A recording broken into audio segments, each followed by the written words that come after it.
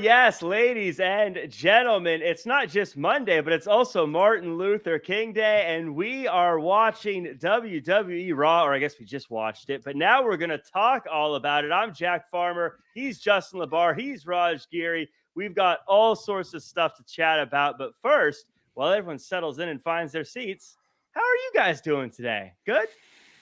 I feel like I was in a match with Bobby Lashley all day today. I've been shoveling 10 inches of snow. My body hurts. Yeah. And it's Raj 55 and I are degrees out here in Denver. I'll suck it, Raj. I was going to say Raj and I are the hurt business coming to beat you up afterwards. But yeah, here it's in sunny Southern California. It feels fine. I had the windows open. Yeah, I mean, we are the only ones watching Monday Night Raw tonight, and the guys in the chat. I mean, it's the first time ever Monday Night Raw was up against a playoff game. Yeah, ever.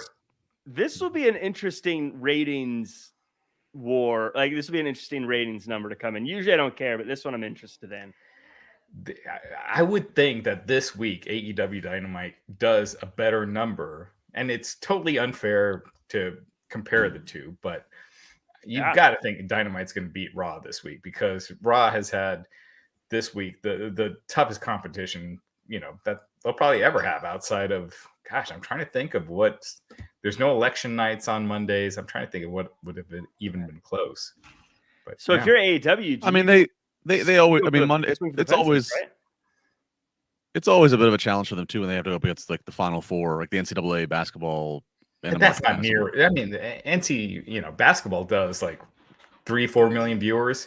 This is going to do like 20 to 25 million. Yeah, and you think Dynamite's going to beat them in the 18 to 49 demo, not in overall viewers now. Yeah, the demo. Yeah. Well, speaking of AEW, some big news about AEW came this week, and it's about one of their biggest stars. Cody Rhodes, the AEW TNT champion, is reportedly a free agent. Rhodes' AEW contract reportedly expired at the end of 2021, technically making him a free agent, according to Fightful Select. Rhodes has been working without a contract since then. There's no word on when Rhodes is expected to sign a new AEW contract, but we will keep you updated here at Wrestling Inc. Last month, Rhodes told Sports Illustrated the following regarding his future with AEW. As of now, my future's with AEW. AEW would be very strange without the core members of the Revolution. We, the EVPs, all still talk. We all still have this admiration for each other. I can't see myself anywhere else, and I'm very optimistic about what the future holds. Raj, clearly he's going to be in the Royal Rumble, right? I don't know. If you were to ask me, it sounds kind of like a negotiation tactic, letting people know you're a free agent. I could not imagine Cody going back to WWE. Obviously it could happen. WWE does have the money. And it would be foolish of Cody not to listen to all the offers that are out there. But I've got to think Cody stays with AEW. Yeah. Yeah, this is a crazy story because, to your joke there, Jack, but there's a reality to it. Like this story that came out today, or maybe it was yesterday, but the story that came out, it does more productivity for WWE because that's what everybody speculates. Oh my God, Cody Rhodes could be in the Rumble and Forbidden Door. I don't know what to make of this. First off, I'm not surprised that he would be the first of the core AEW guys, and specifically of the EVPs that would be rumored to maybe be done, because I think AEW could have happened without him. I think AEW was a Tony Khan, a Bucks, Kenny. I think Cody is kind of the extra piece, the only way I know how to phrase that. At the same time, what I'd be curious to know is, I can only compare this to WWE for the situation, is like, we know with like Triple H or Stephanie or any of the McMahons, or even John Laurinaitis at a time, that they have an office job, an executive title, and then they have a separate contract that is their talent contract. Like when you're a talent, there is a duration to the contract. It expires at a certain time and then needs to be renewed. But when you're an executive in the company, unless I'm wrong, Raj, correct me, if you hold an executive title in WWE, you have it until you either step away from it or until your boss removes you. There is no duration. So I don't know how AEW does their contracts, but I'd be curious, like, did Cody have a contract that said at this time, at this date, your contract expires and you're no longer EVP as well, or is it just a talent? Like that's what I'm curious over here. Yeah, and that is true. He is no longer under any contract with AEW, so that would be EVP as well. So if Tony Khan wants to no longer have Cody as an EVP, this is the way to do it. Again, the EVPs, he kind of had to give a little something extra back then when AEW was first starting because they had no track record yet. And now he doesn't need to do that. So, I mean, who knows? Does Cody get a EVP, renewal? Or is it just as a talent? Is this a way for Tony Khan to also get rid of the EVPs? And, because ultimately now it's his show. He doesn't really need that. So I don't know. And let's also not forget that Cody is also the subject of a reality show. So manufacturing and plotting anything that could be good for press and for drama on a reality show is fair game too. Right. Krolos Zachary in the chat says he will turn heel. This is a storyline. I don't know how much of it's storyline, but and Raj, you kind of alluded to this, and Justin, you wrapped it up perfectly. And you see it in sports all the time. When news like this gets out, it's because someone wants it out, and they want to let the world know so that they can use that for that negotiating power and things. And I think it's either that or, to Justin's point, this is just some way to build in some story on the reality show. Or I don't know, maybe Cody's like, hey, I want to be a TV star. I'm done wrestling. I don't know. But I don't think this is going to lead to him showing up in WWE anytime soon. I think we're beyond the times of Cody just, he could have appeared on Raw tonight, but we're kind of beyond that. That's not happening. People respect the companies, both WWE and AEW, too much to do that. But his contract legitimately is expired. So he legitimately right now is a free agent. Do we know, is Brandy still officially the chief branding officer? I mean, they signed at the same time, so I don't know. That is an interesting question. I did not even think about that. That's a good question. Yeah. Yeah, how tied those relationships are. So that's very somebody open further the file cabinet and pull her file and see what the deal is. But is Brandy going to get any kind of position similar to that in WWE? No. So, I've got to think they stay with AEW, but they got Rhodes to the top. The Go Big Show he's got lined in Big with Show. TBS. They're tied into Turner. Yeah. But Raj, you have a fair point. This is a lot different than what it was, when they did the famous pep rally in Jacksonville. Like Tony Khan now, he's got his feet wet. He's done this a couple years now. He still has new bumps I'm sure he'll encounter, but he knows way more now than he did in terms of how to run weekly television, booking, everything, and he's took full control, as he's talked about. So you're right. If he wanted to not even eradicate all EVPs, but if he wanted to decrease EVPs, this is the way. He literally could say, "Look, Cody, I want to keep you around, and you can be a featured talent, but I don't need to pay you as an executive anymore. I can just pay you as a talent." Like that could literally be the impasse that we're at right now. I mean, where AEW is right now, where would you rank Cody as far as importance with talents? That's what I was going to say. It is kind of almost interesting. I could see now. I like Cody as a talent on the show, but it is something you can almost imagine like a sigh of relief. This is another spot that I can put Malachi Black in, that I can put Andrade in, that I can put maybe bringing in a Bray Wyatt in or whoever. That now this isn't someone I need to have on the show because they have so many talents at this point. It's interesting from a negotiation side. Both guys have a lot that they can use as leverage right now. So I would love to hear the negotiation side of this, assuming there is one. And I thought it was interesting too in the last couple of weeks of the most recent, wave of Dan Lambert promos on Dynamite. The shots he's taken at Cody Rhodes and keeps referencing Cody as the one who's took that route to and I remember, and obviously like Dan Lambert's not saying anything that Tony Khan's not approving. Like he's not going out there and shoot, he's not continuing to get a live mic and going out there and coming up with things like that without getting Tony's approval. So I always thought that was kind of interesting. Like, wow, like Tony kind of leaning into like the darkest of the social media boards of Cody's booking or whatever, Cody's position. So now hearing this, I don't know. It's a weird string of events. So where would you rank Cody as far as the pecking order of AEW right now, as far as the importance to the brand?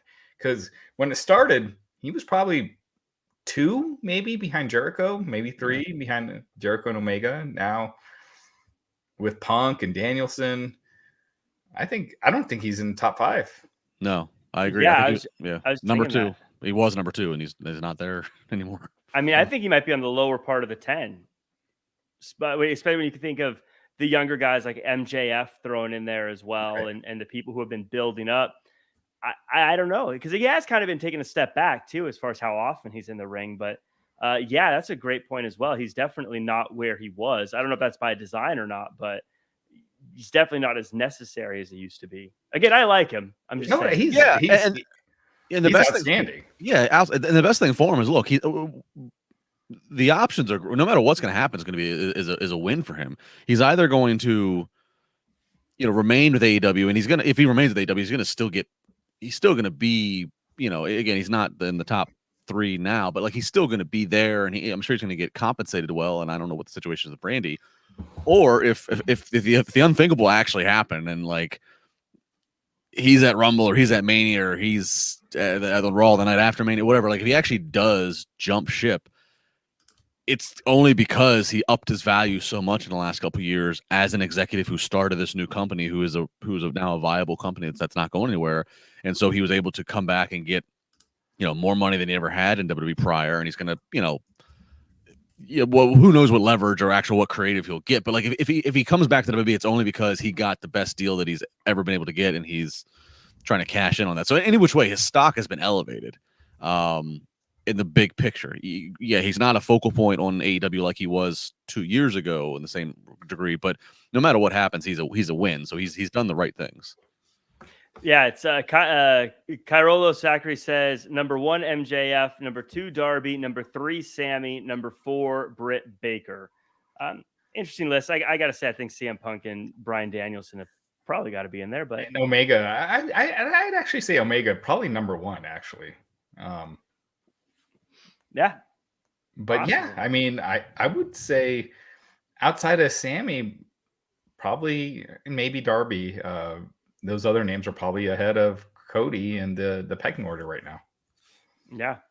But we talk about contracts and having them end, but as far as asking for a release, Mustafa Ali says he wants his release. He took to Twitter to request it from WWE. He said, "I have a message that is much bigger than my dreams in pro wrestling. Despite my best efforts, I will not be able to deliver this message while working with WWE. Therefore, I am requesting my release from WWE." This to me is very, I don't really know much about him. I don't know much about his contract or anything like that. But I think when you are able to leave something you clearly want to do that is probably paying you pretty well because you want to do more. I don't know if he wants to do more in wrestling or do something beyond that. I think is pretty incredible. Justin, what say you about this development? I mean, I'm not surprised that he wants to be released. I mean, obviously, he's, he just hasn't had anything consistent that's been good. He's been vocal that he has never wanted to be booked in the stereotypical, as we've seen in the past in WWE, is we're gonna make him a Middle Eastern, heel. Obviously, Retribution was a huge flop, and he bared the brunt of that being revealed as the leader. He had to take all the criticism from fans. So I'm not surprised that he's not satisfied. We've seen a handful of guys and girls in the last couple of years go vocal about saying they've requested the release. Most times it doesn't pan out for them. Most times they got to ride it out. It's kind of like, you're at the mercy of WWE. So it's kind of like they just, the performer then just decides, well, I'm just going to scream it from mountaintops. So everybody knows that I'm unhappy and then I'm trying to get out. I don't know. We'll see what happens here, but I don't know what his contract is. I mean, he might have a lot of time he's got to be sitting around catering for. Raj, any guesses on what he means by he has a much bigger message? Do you think he plans to stay in pro wrestling, or is he doing something different? Well, the way I took that is that his actual message is bigger than what pro wrestling is, but he can't express that message in pro wrestling or in WWE. But he still, I didn't take it like he wants to leave wrestling. I'll just put it that way.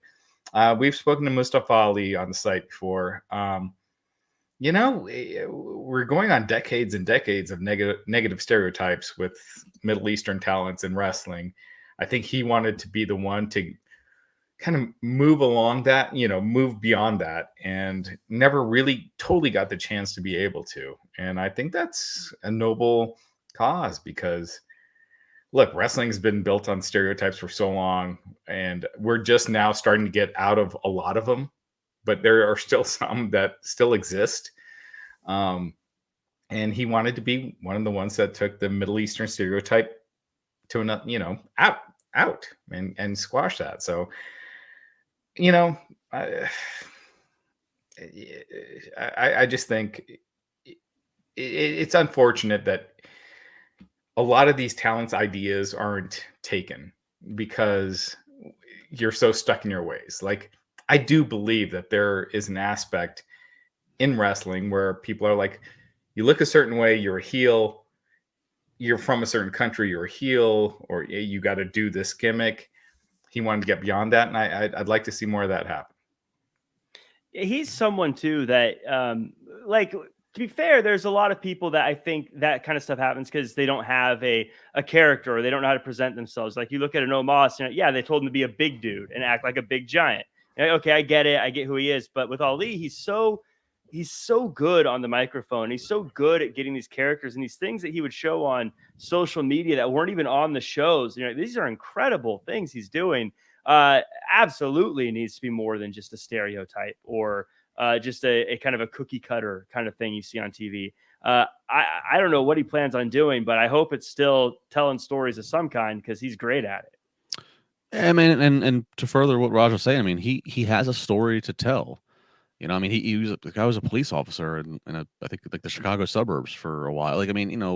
So he definitely does not check the boxes of the traditional guy that needs to come out to the Sultan theme music and cut Iron Sheik promos from the late 80s. It's not who he is. I mean, it's just let him tell a story in a time where we're all in an era and in society where everything's trying to, like Raj said, get past bad stereotypes and bad, whatever. Embrace this guy. Like, I don't know. The stubborn pride of, I guess like we can only just attribute it to Vince. I don't know if it's. I mean, we have to. It's the buck stops with him. The stubborn pride of, well, this is how we've done in the past, and this is what works, so we got to keep doing that. It's just like, ugh, come on now. I mean, you look at Jinder Mahal. They had him cutting anti-USA promos, and it's like India's an ally. Like there's never been an issue. It's just like that's just the story that they know. Right. It's a very ignorant just basis of you're brown, so you're the Middle Eastern terrorist. Is what it. I mean, right. Which sucks. It's terrible. It's backwards. I mean, yeah. Right. And it's and someone, I seen this message that he put out there. I know that, at least I don't know him. I've never talked to him, but he definitely seems like a very thoughtful person. So I know that if he's putting this out there, it's something he's thought about, and he's probably not talking him off the ledge at this point. He's probably someone who's going to wants this and is moving forward with it. And like I said, I think he's so talented. I hope he gets the chance to do whatever he wants to do because he's very good at it. Mike D in the chat asks, going back to Cody Rhodes, will Cody return as Stardust? Taking things back in a little direction. If WWE wants to piss away money, they can't. I don't see any way Cody will go back to that. Would theoretically that would be kind of a I mean, talk about selling out. I mean, I get it. Don't get me wrong. When they back up the Brinks trucks, it's money, but I don't know. That would kind of go against everything he's worked for the past number of years to get away from all that, just to go back to it. But Cody's a different level of star now than he was, when he was Stardust. So, Elimination Chambers happening in Saudi Arabia this year. WWE has officially announced, and I guess before jumping into that, Zachary says both him and TK are Pakistani, so maybe AEW. Yeah, Ali and Tony Khan. Yeah. So WWE has officially announced the Elimination Chamber premium live event for Saudi Arabia. They announced that it's going to be in Jeddah on February 19th, and it will be an Elimination Chamber. It's going to be at a new venue, the Jeddah Superdome, it's the world's largest pillarless Superdome. And my favorite note about it is it says it can hold up to 5,200 vehicles. Didn't say how many seats. Take a drive-in. Can hold a lot of vehicles. Very weird way to talk about how big a stadium is. But Justin, I'm a huge fan of Elimination Chamber. I was so bummed. I thought we weren't going to get it, but it looks like we are getting it. Any thoughts on that as still being on the road to WrestleMania? Yeah, I'm actually good with this because, we kind of knew that they were going to go back to Saudi early in this calendar year, and we heard rumblings that it would be prior to Mania, and just hearing that bothered me because I they do these shows in Saudi. They look like a Mania. They're at Mania scale. The big names, the part timers they pull out, they pull in for it. Excuse me. It's like a Mania, and so it bothers me I feel like it takes a lot of the air out of the real WrestleMania that's then coming, weeks later here in the States, but the fact that they're going to then just go ahead and tie in Elimination Chamber, which normally is on the road to Mania, which normally does help bridge the main event for the other world title, whichever one the Rumble winner is not challenging for. I'm glad they're going to use the Saudi show for that. It keeps things linear. It's basically just like, okay, Elimination Chamber, like we always have, but rather than doing it in a U.S. or Canada city, we're just going to do it in Saudi Arabia because we need to. So like I'm okay with that. So yeah, logistics wise, I'm kind of curious. Like the Chamber's like a huge, like getting it over there travel wise and like getting it back, or do you just keep it over there? And is this going to become an annual thing where they do the Elimination Chamber every year in Saudi? Like, so I'm thinking a lot of the logistics and things that most fans don't care about. But overall, I'm okay with this. When things were normal, that was the February show 2 years ago, right? Mm-hmm. That was, and Undertaker came, pinned AJ Styles or did whatever. Yeah, I think I don't know. I think the word Elimination Chamber obviously is a little controversial. I don't know if that term is the right term to use in Saudi Arabia, just with the similar track record as what have you. Again, it's political, but whatever. And that being said, it's I don't know. Yeah, that's the February pay-per-view. Now they're not doing a separate pay-per-view and a separate Saudi event. It's January's the Rumble, February is Saudi, and then is it April? What's the date for WrestleMania? The two nights, April 10th, 9th and 10th. Yeah, which that's good because in the past, again, pre-pandemic, they started muddying it. They would do like Rumble, and they would do February Chamber, and then they would do like March, they would do like Fastlane, like they would just overcomplicate it. So again, I'm glad that at least they're kind of just getting back to where it should be, and it just so happens, okay, if they got to do a show in Saudi, like make it the Chamber event. Yeah. So what do you guys think of these Saturday pay-per-views? Now we got that. Smart. Basically now most of the pay-per-views this year are going to be on a Saturday.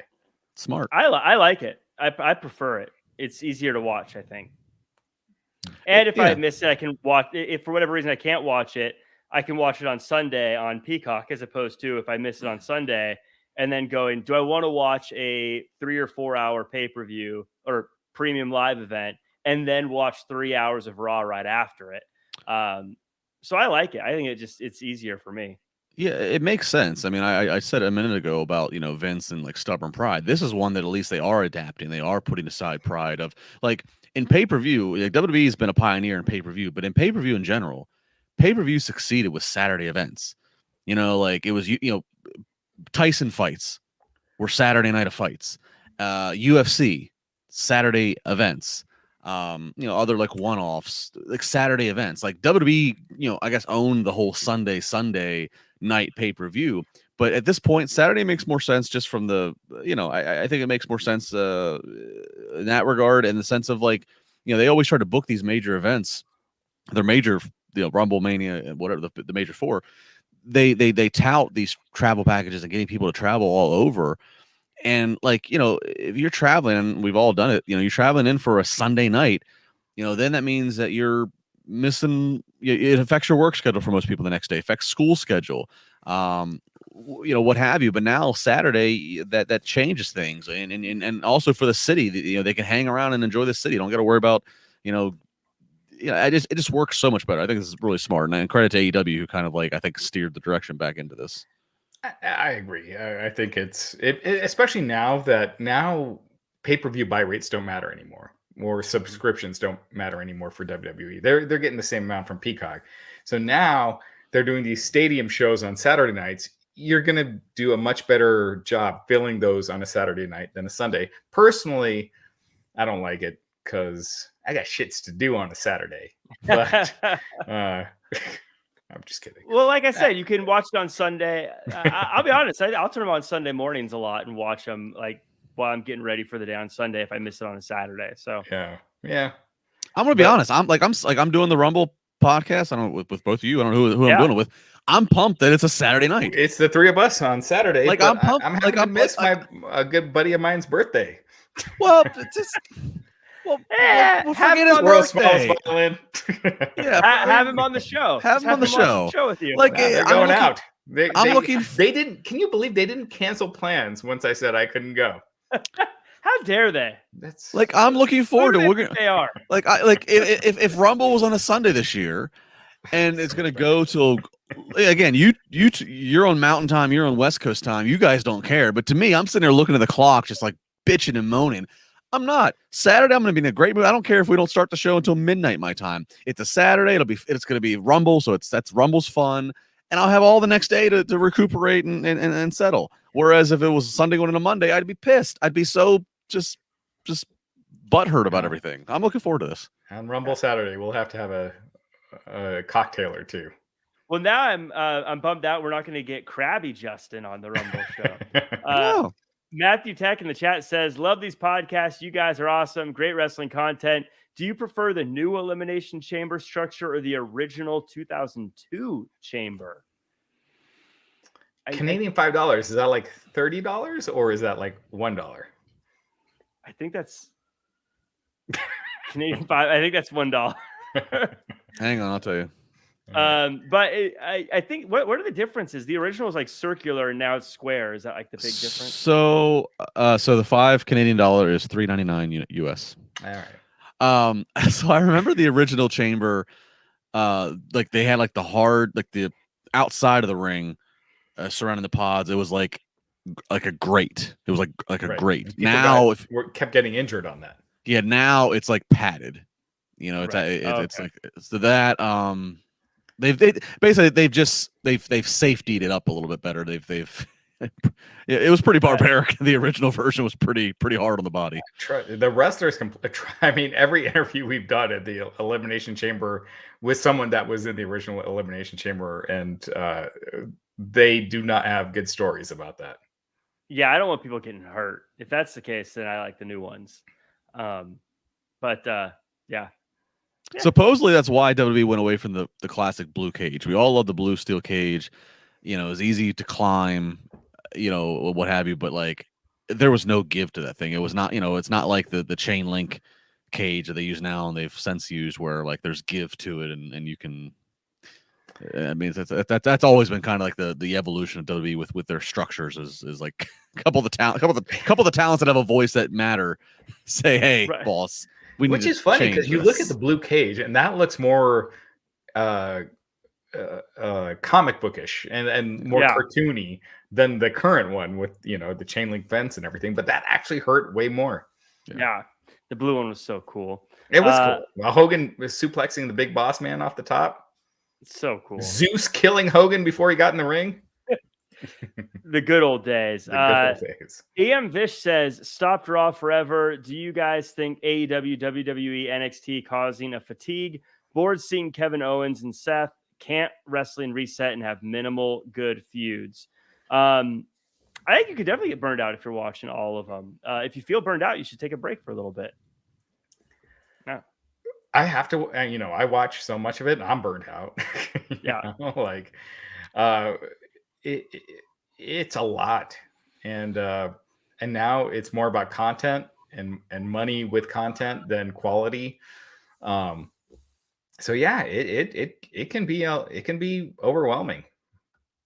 Yeah. I actually, the only show I really watch live every week is Raw because we do the show. A lot of them I'll watch later so I can like fast forward commercials and things like that. Because of that exact reason, because you watch so much of it, you got to find ways to not get burned out, People ask like for us to do a Thursday podcast. I'm like, there's no fucking way I'm watching Impact. After everything I gotta watch all week, there's no way. I don't think, and people that ask that, they are interested in Impact, and good on them. They're one of the 400,000 people that are watching it. But like, I don't think they realize like if 400,000 people total are watching that show, what that trickle down means of like how many people are actually going to care about this particular podcast, and then what that means is for Raj and sponsors, like right. Raw and Impact are getting over 1 million, so that's that and obviously it's Raw is getting like 2 million plus, or 2, and it's WWE. They've been around for 80 years, right. 70 years, but like, yeah, I'm sorry, Impact, some of these other things, it's great that they're producing content and they're an alternative, but like it does not translate into needing this. I did have an idea for a Thursday night podcast where we do a little wrestling talk, but also talk about like whatever is hot, like Cobra Kai or stuff like that. But I wouldn't want to do that because Thursday night, because there is no wrestling, I got a podcast. That's the night that I am watching Ted Lasso or Yellowstone or Cobra Kai. So I don't want to. I love you guys, but I don't want to talk to you that night. That's my day off. I want to hang out with my wife and watch TV that night. No relationships. No, not here.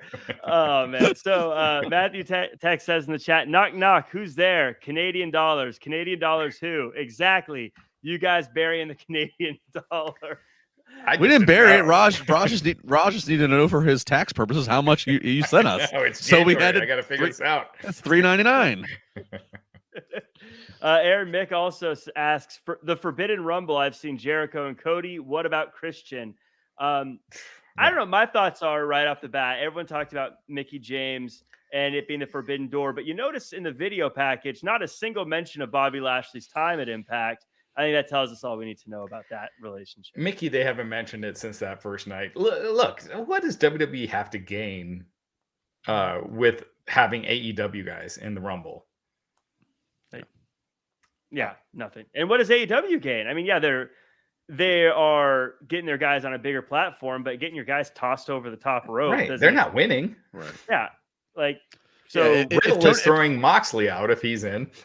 Right. Yeah. If Tony Khan can send whoever to the Rumble, but if Omos is just going to shit can them, I don't think it's going to help their Dynamite. Their Dynamite record doesn't mean much when Omos does that to them. So right. Hey, check out Luchasaurus, as Luchasaurus is like only up to the sternum of Omos, and then Omos just chucks him over the top rope. Yeah. AEW is not going to be in the Royal Rumble. WWE, they allowed Jericho, which that blew me away when they had Jericho on Stone Cold's podcast, and that was after WrestleMania. And then the following Wednesday, AEW Dynamite did one of their biggest numbers ever. And granted, that was also the first episode that was not against NXT, so that definitely helped. But I think it was a combination of that. And since then, I think WWE, I don't see why they would want to, promote the competition. Yeah, the most forbidden door you might get beyond Mickie James being in the Women's Rumble is maybe one of the talents in the last 2 years that's been released by WWE who's not currently signed to any of those companies, maybe could pop back up, whether it's a one-off or whether it is like, like if WWE and Bray Wyatt had a come together and so they want to bring him back out there, or I don't know, Matt Cardona, Zack Ryder, like he's kind of made a buzz for himself. So if like You know, and if he leaned into like a one-off coming out of Zack Ryder and whatever, like I could see that. That's the most forbidden door you're going to get, is somebody who's a free agent who is released from WWE, gets to come back for one night. You know, but that you're not going to get an AEW sign person. It's just not, like we said, doesn't benefit anybody. Doesn't benefit. I mean, for them, it works with having Mickie James, because the bad, note that they ended things on with the whole trash bag thing, they issued a statement on that. Like, it was a big deal. So this is their way. They get to correct it. Impact's not going to gain anything from this. I mean, they did 111,000 viewers this past week as opposed to 106,000 the week before. Impact is where it is. And they know that it's not like they're giving a big assist and bringing a competitor on. So it totally makes sense why they're bringing in Mickie James. Yeah. And she's going to get a pop. They're not going to bring in Deonna Purrazzo. I think Deonna Purrazzo's super talented, but there's a reason why they would bring in Mickie James and not Deonna. Yep. And Zachary in the chat says AEW is the alternative. No need for AEW to show up. And speaking of alternative, that actually leads to the final news story of the day. The Toronto Star had a show, or had a piece talking about how the AEW programming is close to the WWE programming, and WWE provided a statement saying, if you look at the gory self-mutilation that bloodied several women in the December 31st event on TNT, it quickly becomes clear that these are very different businesses. We had an edgier product in the Attitude Era, and in a 2022 world, we don't believe that type of dangerous and brutal display is appealing to network partners, sponsors, venues, children, or the general public as a whole. Whether it's professional or whether it's businessy like this, I like it when these companies take shots at each other. So I loved this. Raj, I know you like it when they shoot across the bow. How did you like this one? I like it too. I mean, I know people are gonna say it's hypocritical. Brock, I guess it was like 4 years ago when he bloodied Randy Orton up with the elbows. They decided not to use a blade, so he actually used his elbows and concussed Randy Orton. But again, that was 4 years ago. Right. As far as WWE programming goes, in the last year, they had someone with his eye extracted. They had someone set on fire, but at the same time, those weren't real. The self-mutilation, the blading, that is a real thing. Look, I hate blading. I think it's once in a while, like Stone Cold Steve Austin versus Bret Hart. I always think of that match. Like, it worked in that match. It's overused and overdone nowadays, in my opinion. And you explain blading to someone that doesn't watch pro wrestling, and you just sound like a freaking Neanderthal. It's it's gross. It's outdated. I don't like blading. And but WWE, look, they're gonna take their shots, and they took their shot, and it's all fair game.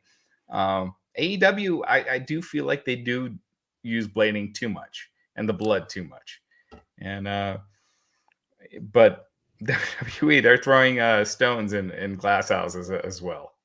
I do think it's interesting. This brought up an interesting thought to me, that you have a company, AEW, with guys like Jon Moxley in it and Nick Gage running around, but the two most violent matches I think they had were Britt Baker and Thunder Rosa, and then this tag team women's match that they had recently. It was the women's division that seems to be the most violent.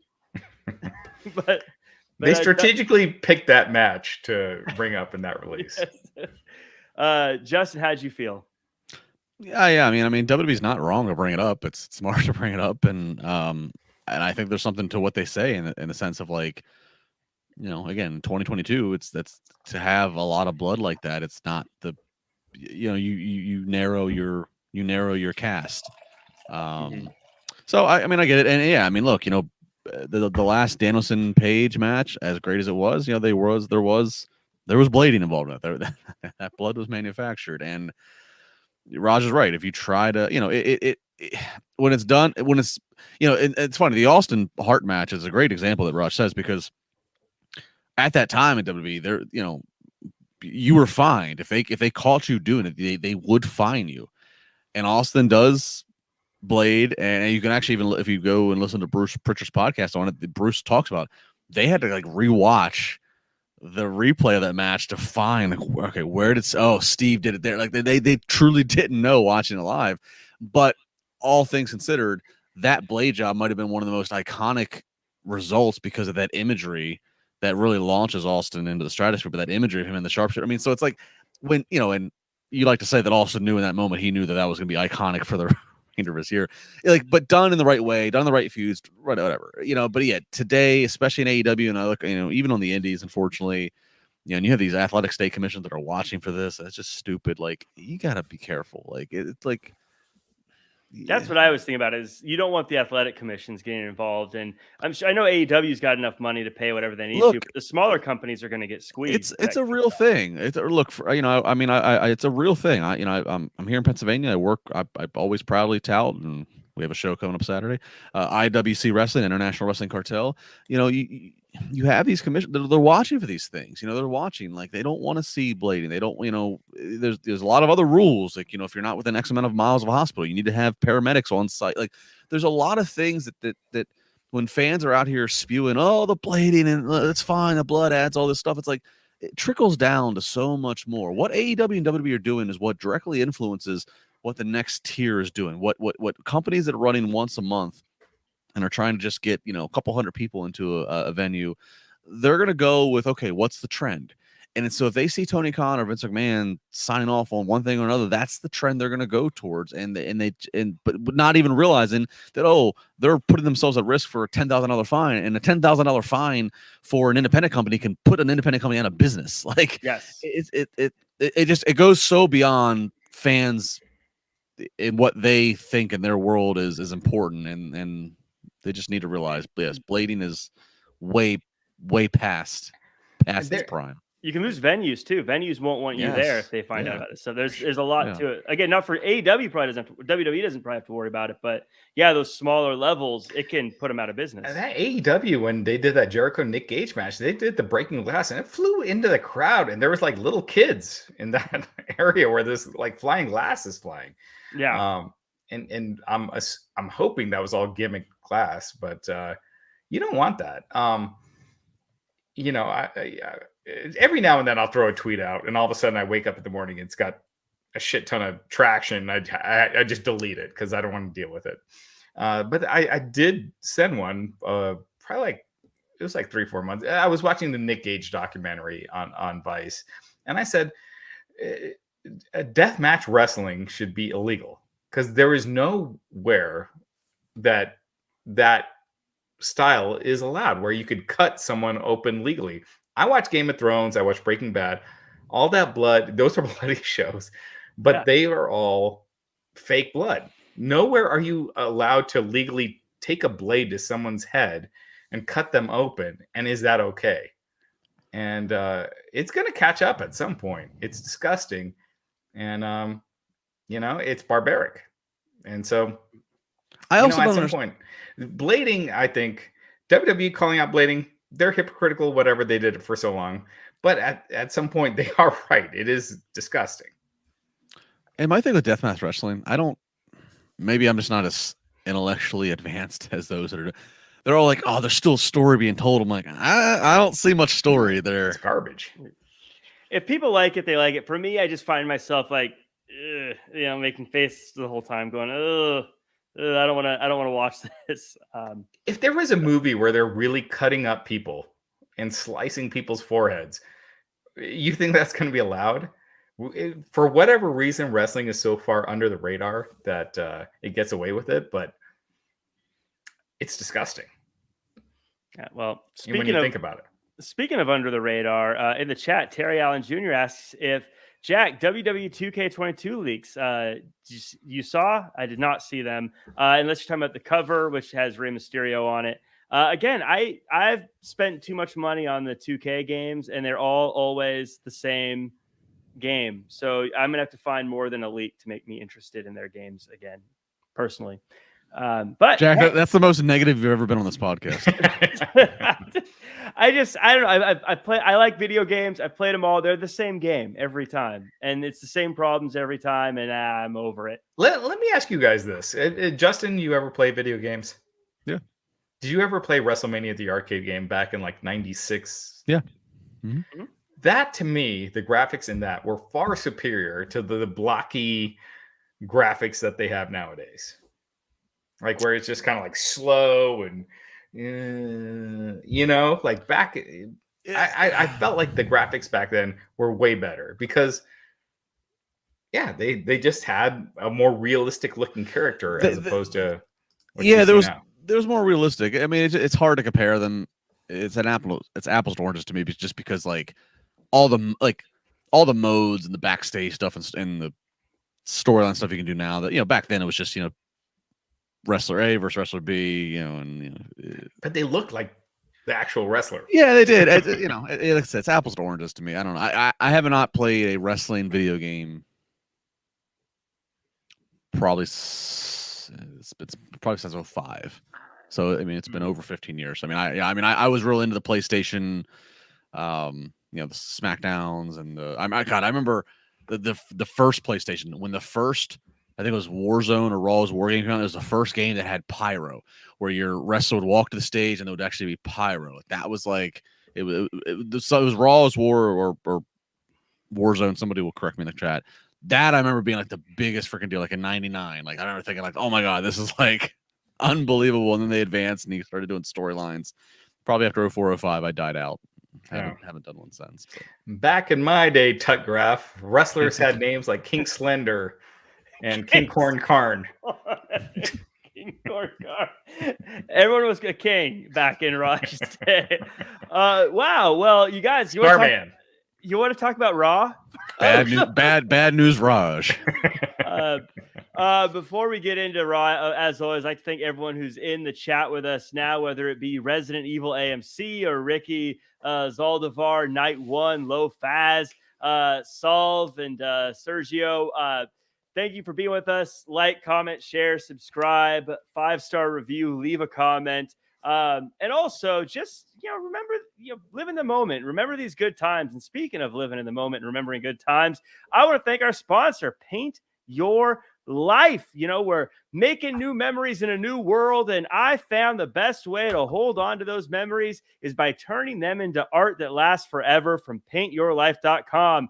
Now that we can get out and travel and take vacations, we want to celebrate some of our favorite times by turning our new memories into art.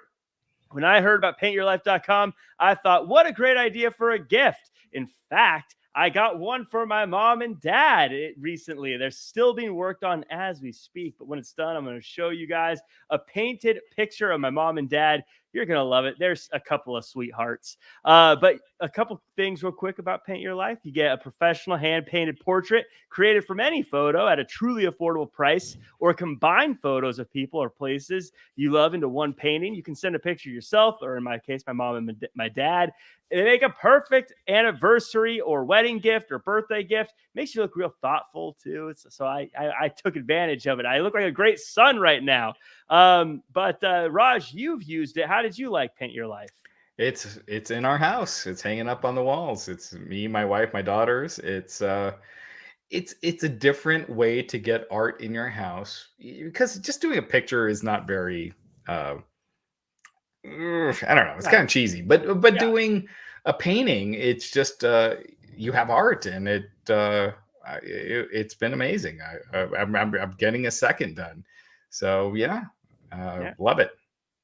Well, at paintyourlife.com, there's no risk. If you don't love the final painting, your money is refunded, guaranteed. And right now, as a limited time offer, get 20% off your painting. That's right, 20% off and free shipping. To get this special offer, text the word wrestling to 64,000. That's wrestling to 64,000. Text wrestling to 64,000.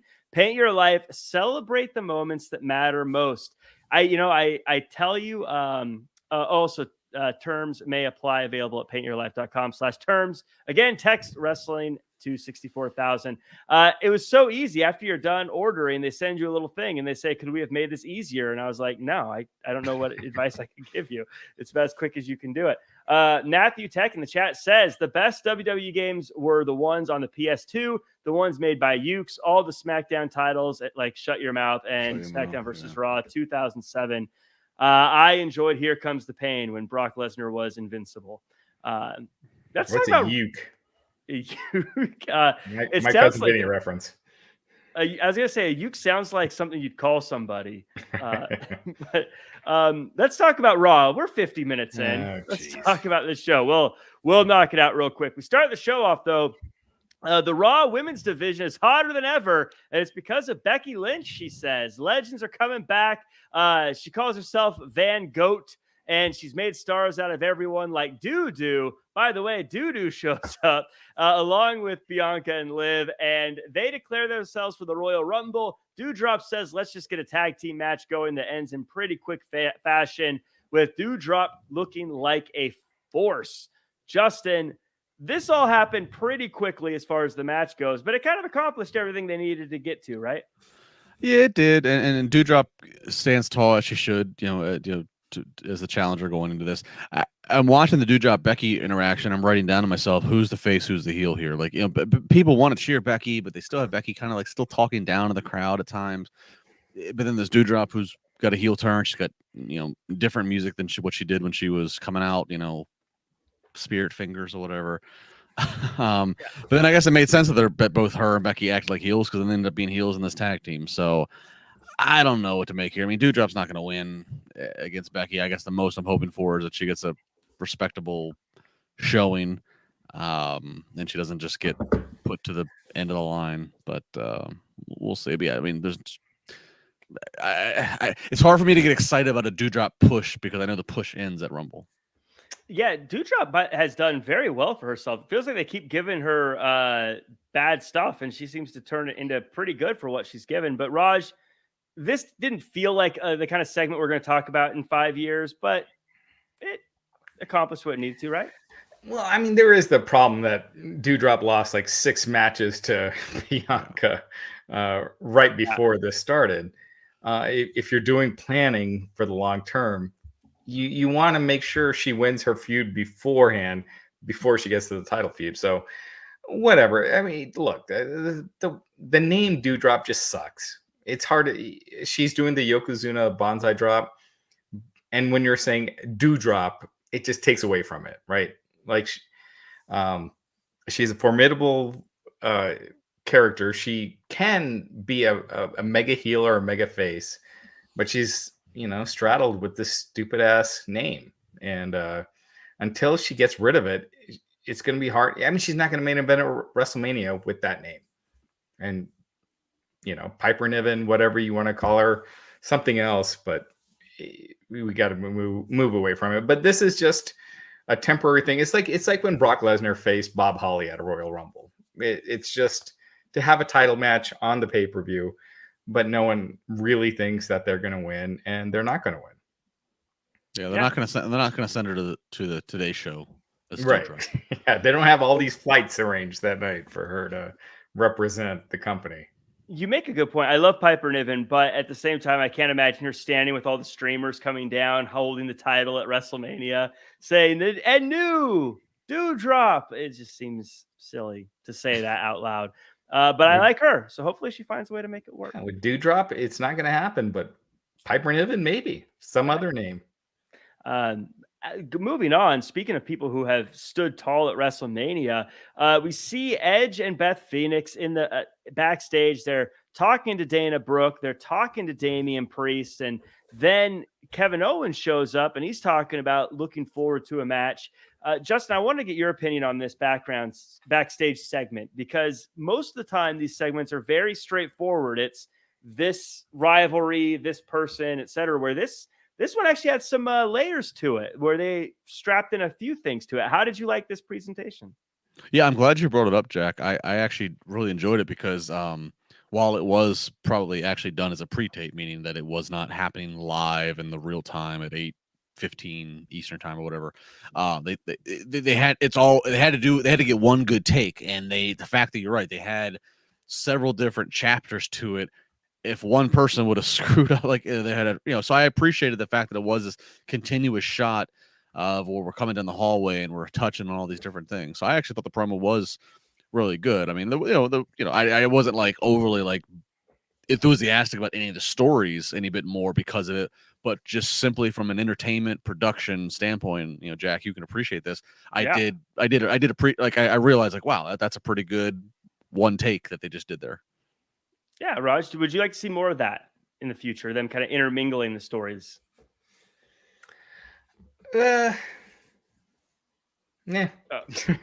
I'd rather move on. I didn't think anything of that. All right. Well, we get to something more important. The KO show starts, and Kevin Owens is admiring Seth Rollins' look and his bravery, but Rollins says Reigns is scared, and when he wins the title, he'll bring it back to Raw, which is interesting. Then Kevin Owens says he's going to enter the Rumble, and they could both main event WrestleMania when all is said and done. But Damian Priest comes out and kind of a party pooper. These guys are just having a good time, and he comes out and is a jerk. And they have a match, and good match, but I can't believe this. Kevin Owens just gets a 1, 2, 3 in the middle of the ring. Raj, this was one of the most protected guys over the past year, and he just eats a pin. This is the first time that Damian Priest has lost a singles match on the main roster. So, I mean, I felt like that wasn't sold enough. How big of a deal it was that Kevin Owens beat him.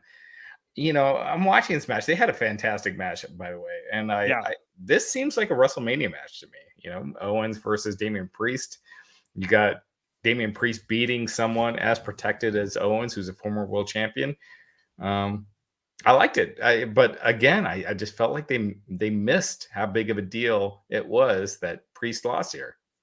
Yeah, I think they forgot how big of a deal it is. I think it's almost like they don't protect anybody to the degree they do Priest with any regularity. It's almost like nobody stood up and said, hey guys, the stat actually is he actually really has not been pinned since April or whatever. I didn't love, even though it was kind of like dirty, because Owens kind of faked injury before hitting him with the stunner. I don't like seeing Priest lose, and like Raj said, they just didn't make a big deal about it. Like I kind of felt like it was just kind of a waste. But at the same point, I kind of have to revert to and go on Wrestling Inc. and read it. A quote from Matt Hardy doing, I believe it was an interview, and he kind of talks about how Vince looks at baby faces. And, in the quote, he's talking about how if Vince sees you as a baby face, if you're over enough, that at times losing makes no difference, that it's not going to hurt you. And so I kind of just apply that to this, that maybe Vince has looked at that Damian Priest has been such an over baby face that, we're trying to amp up Kevin Owens as a top heel on the Monday Night brand, that no harm done here. So hopefully that's what it happens. I'm still holding out hope that Priest has a big Mania match. Whether or not he actually wins the Rumble, I don't know about that, but I'm hoping that he has a big Mania match that pays off this year that he's had. But yeah, him losing was not, I did not go into Raw tonight expecting him to get pinned 1, 2, 3.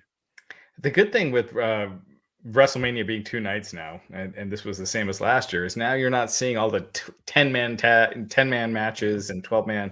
You're seeing more one-on-one big matches. So I'm sure we'll see Damian Priest. I hope it's Damian Priest and Kevin Owens, because I'm sure they could steal the show. But I don't want to see a WrestleMania match between two guys who I just saw on January 17th on Raw. I'm sorry. Right. With a fairly clean finish. At least with Seth and Big E. I think that's one of the WrestleMania main events. We may see. I mean, who else does Seth face? Well, if he's the champion after he beats Roman Reigns, he might face Kevin Owens. Right. We'll get Kevin to Owens. I'm jumping ahead of myself. So we have a few quick things here backstage. Nikki ASH says that Rhea needs a superhero, whether she knows it or not. And Veer says he's being patient, and I believe him. Justin, is there a path for Veer at this point that won't feel like a big letdown? Because I feel like even if he comes in and beats people, it's going to feel like this has been such a long time coming. I mean, at this point, at this point, you have one more Raw until you just hold him off, and Veer does not come until Rumble. He's an entrant in Rumble, but it's like even then, if you do that, if he does anything less than last into the final four, it's a letdown. Like if he comes in the Rumble, eliminates a few jamokes and then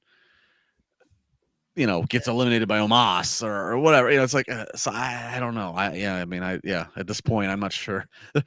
We've waited so long, so patiently. I don't know beyond something crazy. Like I'm not sure what there is for him. Maybe it's he had Priest not got pinned tonight. Maybe Veer comes in as the first one to pin Priest, but you can't even do that now. I don't know. Yeah, because even now, if Veer pins Priest, you're like, oh yeah, well, Priest loses, so that's not a big deal. But Raj, I'm trying to think of what he could do realistically that would not feel like, well, that was a long buildup just to have him. I'm getting shades of the mechanical spider in Eric Rowan's cage right now, Raj. It's kind of like Emelina, what they're doing. And he's been coming for a long time. You think he'd be a little sore. No. That's a different sponsor. Went there. That's a different sponsor. It's a messy situation. Well, if that's the case, I can understand why it's not at the stadium yet. Shut it down. Oh, jeez. All right.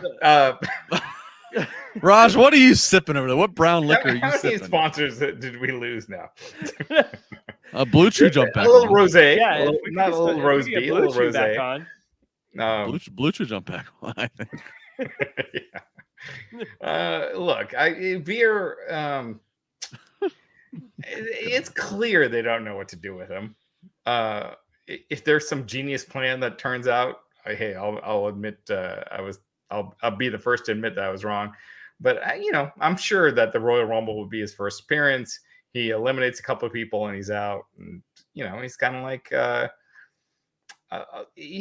Commander Aziz, like all these big guys that they don't have real plans for. You got plans for an Omos, but you don't have plans for these other guys. And anyway. Well, and like why? Like, and then, but you still on Fridays you have Jinder and Shanky together.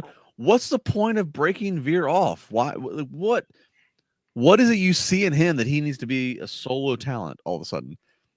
If you want him to be a solo talent, keep him with Shanky and Jinder. Build. Make them vulnerable. Make them win some tag titles. Do some things for a year or two, and then break them off. And so the audience knows and cares about him. What's the point of just randomly just having him separate and making him return to Raw?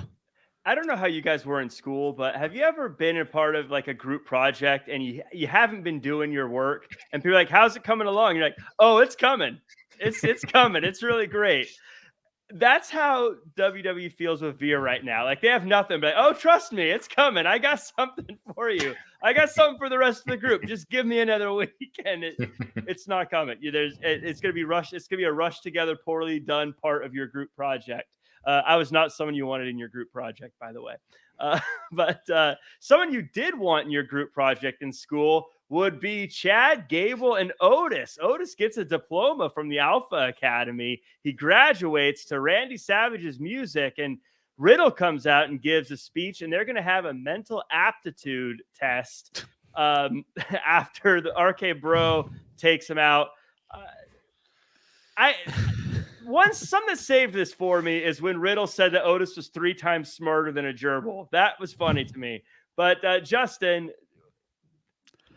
I'll say this: Alpha Academy got crowd reaction. Like they had heat. The crowd, like these kind of segments, sometimes can like die a slow, quiet death. But the crowd was into it, so that's a plus. RK Bro's over. It probably helps that the audience associates. Okay, this is the number one adversary right now to RK Bro, and RK Bro is literally over like Rover. So that probably helps it. If any other tag team was doing this ridiculous graduation segment, it probably does die a slow, quiet death. Riddle mentioned Billy Madison. Like I actually, in my mind was thinking like old school when Jeremy Piven's character makes like Vince Vaughn and all the all the guys in the frat like have to do all these tests and different things. Oh and yeah, that's right. That's what I was thinking about with RK, so we'll see. I mean, this is the E part of the WWE, but Riddle does it really well. Randy and him are super over, so it's got a chance to succeed. Raj, I think a segment with Randy Orton, Chad Gable, Otis, who was over like Rover a year and a half ago, and Riddle. I thought freaking Chad Gable stole the whole thing. Yeah, I think Riddle is God, it's dying to me. Like when he was doing his comedy, there was just no reaction the whole time. I mean, it was a fart in church. Randy Orton's Randy Orton. He's a legend. He can do whatever he wants. Otis is not what he was, and then Chad Gable is just fantastic. So I thought Chad Gable just stole this whole thing. I think Alpha Academy has been growing leaps and bounds the past couple months. Like they went from being the background team that you don't see very often and don't really care about to being like, these guys are entertaining. I like these guys. The only problem I have is I'm getting less and less interested in a Randy Orton versus Riddle match. I don't know how you guys feel. Yeah. It's like we kind of figured timeline wise as we approach the Rumble that tensions would be boiling between them. But I mean, maybe that would be too copycat of AJ and Omos. But I kind of agree. Like, the Orton. I would have thought we would have been set for an Orton Riddle split by now. But. I think Riddle needs to freaking kill Orton if they're gonna do it. Like, just bloody him up, blade, self-mutilate, gory self-mutilation. They put that into the rundown, and then there's a self-mutilation. Yep. So after this, we've got Austin Theory versus Finn Balor. But beforehand, Vince McMahon says that if Theory loses, he's going to just beat him to nothing but blood and snot. Speaking of self-mutilation, beat him to nothing but blood and snot. And I was thinking to myself, Vince McMahon sounds just like Raj did before my first show here. If you fail, Jack, I'm going to beat you to blood and snot. Well, that was confidential, Jack. Am I a bad guy? I like Austin Theory, but am I bad for kind of hoping Austin Theory lost to see what would happen with Vince McMahon beating him up? It's I don't know, man. Normally Vince is such a fantastic performer that back in the day he could do no wrong, but this is just awkward. I don't know how much it's helping Austin. I just feel like Austin Theory making him look like a pussy in front of Vince over and over. Unless he beats the shit out of Vince at some point, it's not helping him.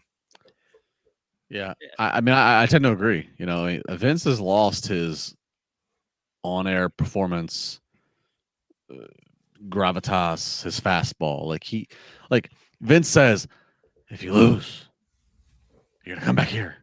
I'm gonna get an equalizer. So basically, without saying it, he's gonna get a weapon or a gun, and then I'm gonna beat you to death and bloody and snot. Like it was just uncomfortable and weird and send a picture to Austin Theory's mom. Yeah. Send a like I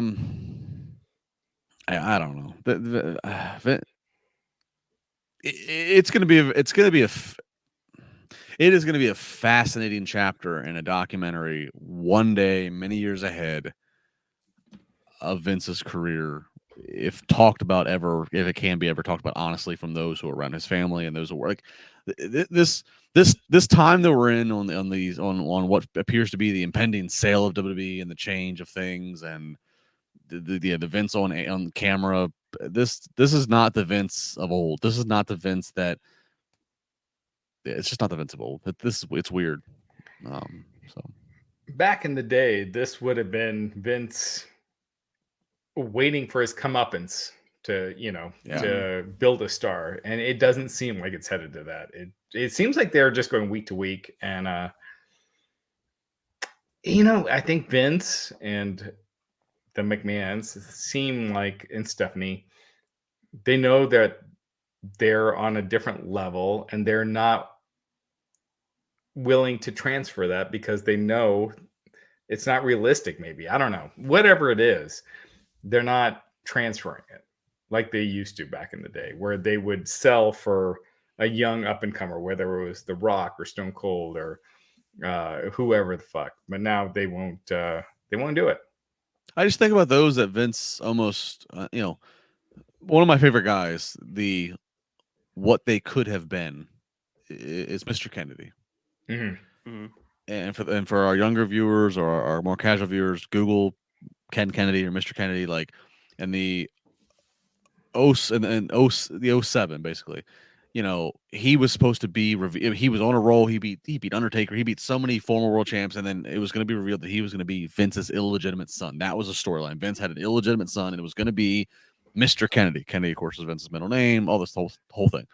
Like he was going to be like the Rocket was going to be thrusted to him, and unfortunately, because of wellness policies and things that happened, it didn't. We got Hornswoggle.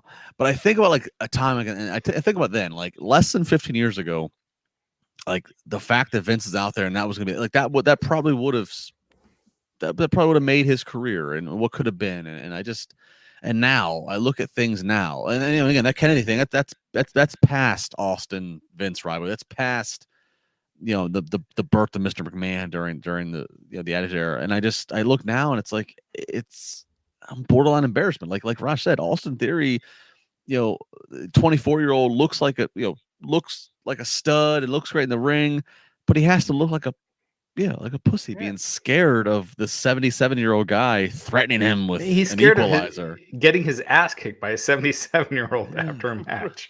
I mean, when he's capable of beating former Universal Champion Finn Balor, by the way. So the first Universal Champion, right? Yep. First Universal Champion ever, Finn Balor. He can beat him, no problem. Not even scared to go to the ring, can beat him. But if Vince finds an equalizer, but we'll see. I did want to see Vince McMahon beat him up, though. I was kind of bummed. Bummed Austin Theory lost or won. I was like, I want to see what happens to Austin Theory. So Zachary in the chat says he wants Austin Theory to dethrone Damian Priest. Yeah. I mean, I think to me the way that Austin Theory, I mean, the fact that you're getting Vince back on camera to like endorse Austin, like I feel like you need like at Mania Austin Theory versus Cena, Austin Theory versus Orton, Austin Theory like you need Austin Theory, like you need to play off it, like Austin Theory, Vince giving the next ruthless aggression speech and challenge to Cena, or challenge to Orton if we don't have Orton and Riddle, or it needs to be like somebody who's been a pillar of WWE for the last X amount of time. I think that's what you need for Austin Theory. To that end, what about Austin Theory versus Drew McIntyre? There's a little history there. Former chosen one, yeah. Or Austin Theory turns on Vince, and then Vince just sends the lineup of guys after him. Or Shane. Theory versus Shane actually could happen. Yeah. So speaking of people getting beat up, though, Nikki ASH and Rhea Ripley are having their match, and Nikki actually got a pretty big reaction when she came out. But it was Queen Zelina and Carmella coming out, talking trash, driving the wedge between the two even more before ASH just beat the crap out of Rhea Ripley and left her laying. Raj, this one continues. ASH, though, now that she's on the other side of the tracks, the crowd seems a little more interested. It's something. Who do you think has the better royal accent, Booker T or Queen Zelina? Because I think there is a argument for Zelina. Zelina's, the way Zelina slips in and out of it on purpose is pretty fun. Yeah.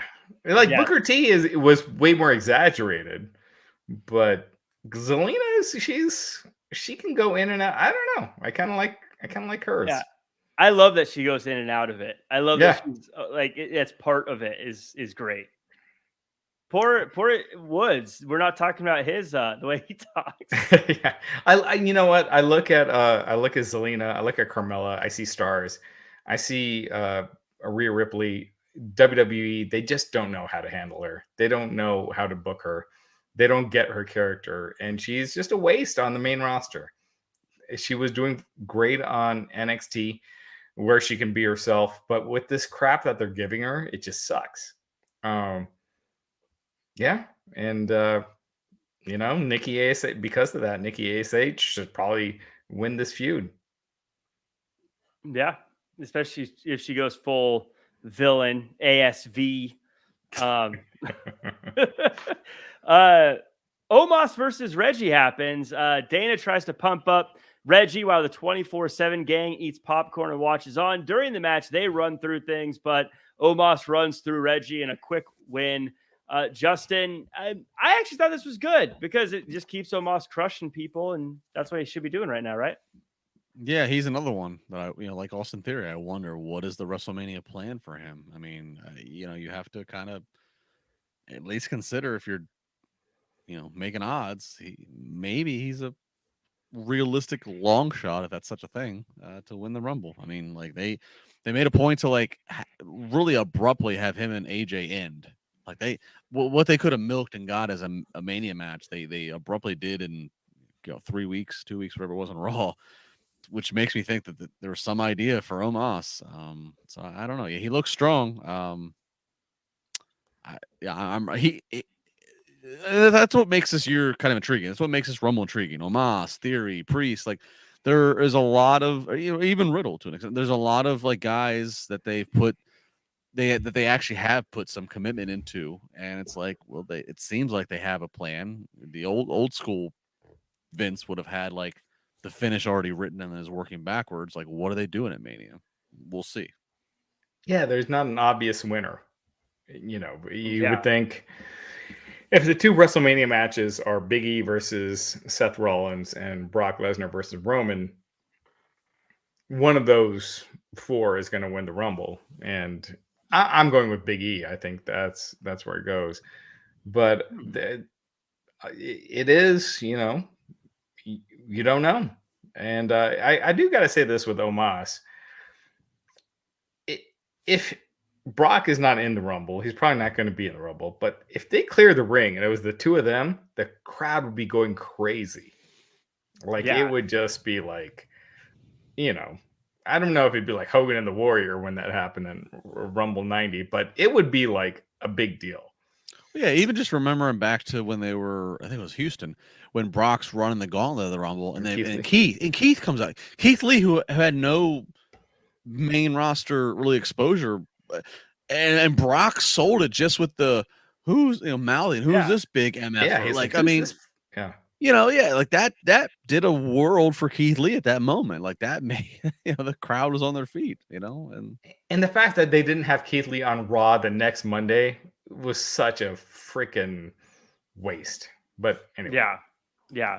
Cairolo Sacri says Omos versus Commander Aziz. Oh, my money's on Omos. I don't know about you fellas. They're both heels. That wouldn't work. I feel like they have zero faith in Commander Aziz. What about Braun Breaker? Does Braun Breaker show up in the Rumble? I hope so. I'm a big Braun Breaker fan. I'm all in on Braun Breaker. I still think there's time to change his name to Rex Steiner or Braun Steiner or Bronson Steiner. He said in an interview that he picked Braun Breaker. Who cares? That's when WWE steps in and says, no, that's not. Braun Breaker sounds like someone writing a sitcom, and they're told that they have to write in a pro wrestler, and they come up with the most stereotypical name, and then the person that plays him looks like, and this is no offense to Tucker, but they come up with a guy that looks like Tucker, and the name is Braun Breaker. I don't disagree with you, Raj, but you've seen their track record. We've had so many second and third generation guys and girls in the last 15, 20 years. They fail way more often than they succeed when they try to play off of family names. Sure. Whether you want to go with Curtis Axel, Teddy DiBiase Jr., there's a lot of them. There's a standard that it cannot be passed when you try to say, "Oh, you're going to be the sequel to your mom or dad." Right. They won't allow you to play off of that. Yeah. So they're your dad. Yeah. They just don't like that. So while I think, it would be a much cooler name if he was Braun Steiner or Rex Steiner or whatever. Rex Steiner's a badass name. Rex Steiner is. Rex Steiner is one of the best names they could have ever used. Oh my God. I want that. I'm going to take that. Yeah, it's so good. Raj is going to be booked in 6 months. He's going to train for 6 months. He's going to be booked as podcast with Rex Steiner, Justin Labar, and Jack Farmer. Yeah, he's Raj Rex Steiner. I would be Braun Farmer. Raj Steiner. Rex Steiner would actually work because, I mean, no offense to the Steiners. I mean, the Steiners are super accomplished as a tag team, but like, I think the Steiner name, I think you could be Steiner, but not have like an insurmountable bar to pass. You know, like I think you could, right. I don't know. And granted, like, look, Scott Steiner, they've had their issues with him. He was banned from a Hall of Fame. Yeah. But they haven't had those issues with Rick. Like it's, I don't know. Yeah. Well, Matthew Tech in the chat says 3-way stare down, Omos, Brock, and a returning Braun.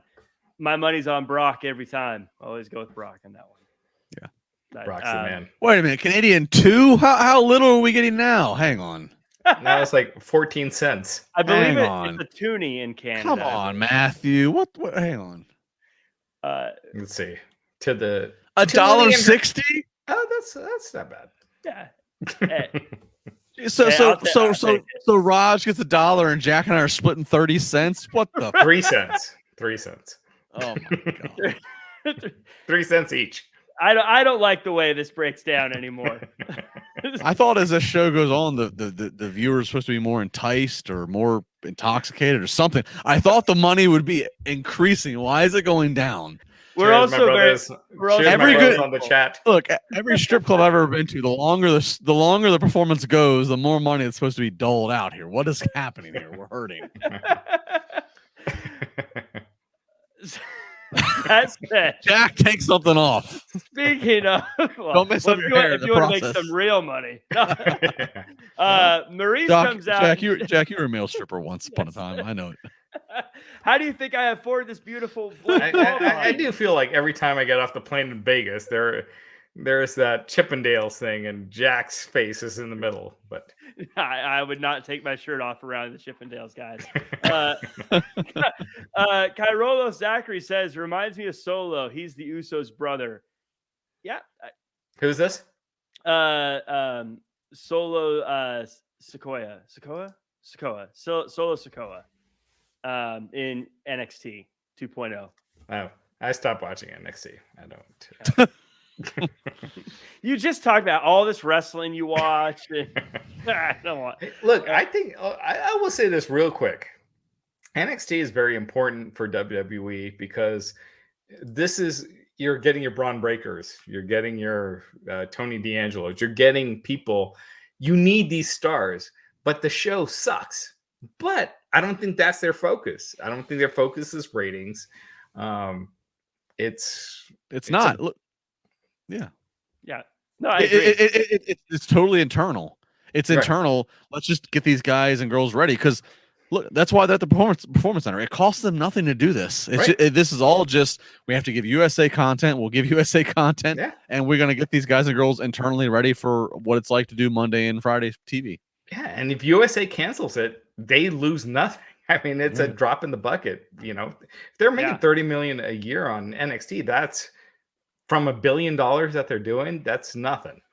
So it's great for what they're doing. I will never compare their ratings to the other ratings because it's not meant for ratings. It's meant to bring up new talent. Yes. And for what it is, it's what it is. They have their guys doing weird shit, but they want to see what their comfort zone is, and you know they're finding some already. You had 5 years of the Garganos and the Ciampas who were not going to the main roster. Now you're finding already guys that are main roster. Yeah. You know, adjacent, or I don't know what you call it, but you know. Yeah, I think they'll get a lot of main roster criteria. Right. Yeah. My big thing is that you look at a Braun Breaker and you compare. Like I like Karrion Kross, but like we always said, his entrance was ruined. His music wasn't right. Braun Breaker could come out to anything, and you're like, this is Braun Breaker. Yeah, you become Rex Steiner. It's even more. Yeah, even more so. Matthew Tech in the chat says live chat numbers went down. Labar suggested he'll start stripping. No, I suggested that Jack, the pretty boy of the three of us. I don't think I'm going to help that at you. So Matthew, so you're 5 Canadian. So put that $3.99 American and just stick it in Jack's G-string and we'll move on. It's Jack's the stripper here. Well, in that case, I want a bigger cut if that's what's happening here. I just gave you the full thing. It's 5 Canadian. The full US dollars, $3.99. I just gave it all to you. Raj didn't even get into that. Oh, you're my new pimp. This is great. Yeah. I'm your new agent. I just took 0%. Zachary says in the chat, the problem is main roster isn't continuous of NXT. Conscious of NXT? Yeah, it's true. Speaking of, I mean, that's where they learn, and then the main roster is where you graduate. Speaking of graduation, Maurice, she comes out and wants to chat with Beth Phoenix, but Beth wants to bring Edge with her, and it was actually a pretty good idea because Miz tries to attack Edge, that fails, but because a brick in a purse, Maurice is able to take out Beth Phoenix.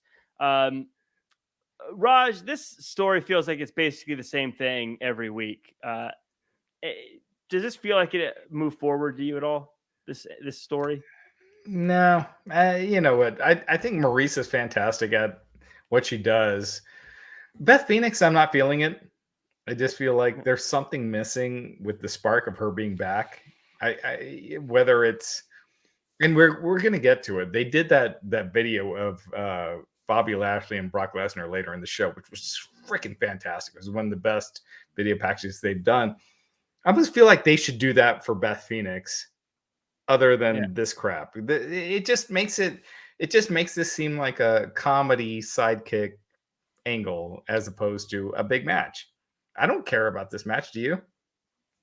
Not really. No, I really don't. It's Jack, to your point, it is a little bit of a repeat every week or every other week. It's Maurice is not on the same page as Miz, but they actually are. It's all sneak attack. It's happened twice now already. And to Raj's point, some people don't want to say this, and it's not popular to say, but they should have done a recap video of their careers of Maurice and Beth Phoenix, because the reality is Edge is a star, Miz is a star. Their wives, while both, did their best at their time, were not stars in a glowing female era.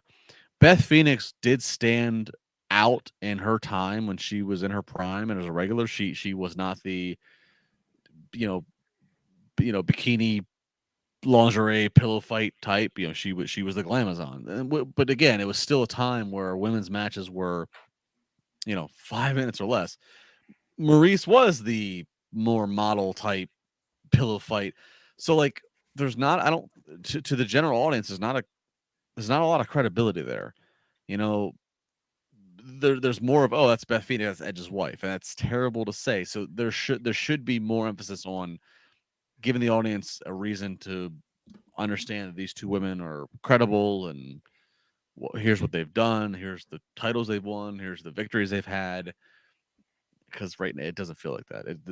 This feels forced, and that's super unpopular to the Beth and Maurice fans, and to the female fans are going to eat me up for this, but that's just the reality. This feels very forced of, let's make these women feel more important without doing the necessary things like video packages, like highlights that could help give them credibility. It was also kind of a long time ago that they were wrestling regularly as well. It's over 15 years ago. So I think a lot of the crowd, the people watching, don't really remember them that well either. So I think that video packages always help. You got 3 hours. Why not play some more? I don't know. I like them. Yeah. We'll talk about one really cool one in a second. But first, we have a 8-man tag match. Street Profits and the Mysterios team up against Dirty Dogs and Apollo and Aziz. A couple of I'm in the Rumble moments, but they throw down, and eventually the good guys get the win. And then the Mysterios dump the Profits, and then Ray dumps Dominic. just teasing the Royal Rumble as they do. Raj, who's the better tag team, the Mysterios or the Dirty Dogs? Was this a rematch, or did this just feel like this has happened like the last 10 weeks in a row for whatever reason? To me, it just felt like I've seen this over and over. This is one I think we've seen a variation of this a couple times, because I know the Street Profits and the Mysterios have been adjacent to each other, and the Dirty Dogs seem like they're just in everyone's business in the tag team division. I hate the Dirty Dogs, by the way. I hate. I love them individually. This is Dolph Ziggler's career is another one that I want to like. He needs to go to AEW. He's one of those that he needs that coat of paint. You know, like back in the day when you have just been around so long that you just need him and Rude both.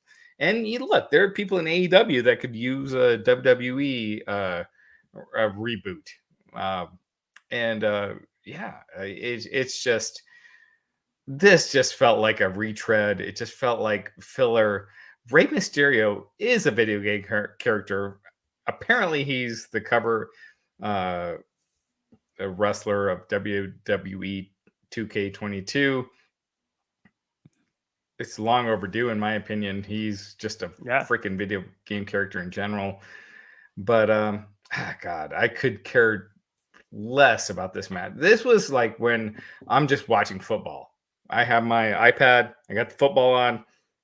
I'm looking to see if anything interesting is going on the wrestling. Nope. And then it's just the football. I despise the Dirty Dogs. Yeah, there. Go do the independent scene. Go where you can control all your revenue. You can make bank at the intermission. You're gonna be, all your flights and travels gonna be paid for. You're gonna be in the main event at every show you do, even if it's in front of 500 people. Go do that route. Go. This sucks. I hate the Dirty Dogs. And they look like, you look at Dolph Ziggler and you're like, dude, this guy is a star. You look at Bobby Roode. These guys are like, they got the look. You know, you compare them to, geez, I don't want to offend anyone. if they went into AEW right now, they would look like they're like a couple of top guys in the company. If you didn't know anybody, if you knew nothing, even if you were someone who's never watched wrestling, you just saw Dolph Ziggler walk out, you would say, this guy's one of the stars. Right. Same with Bobby Roode. You'd say this is one of the stars of the show.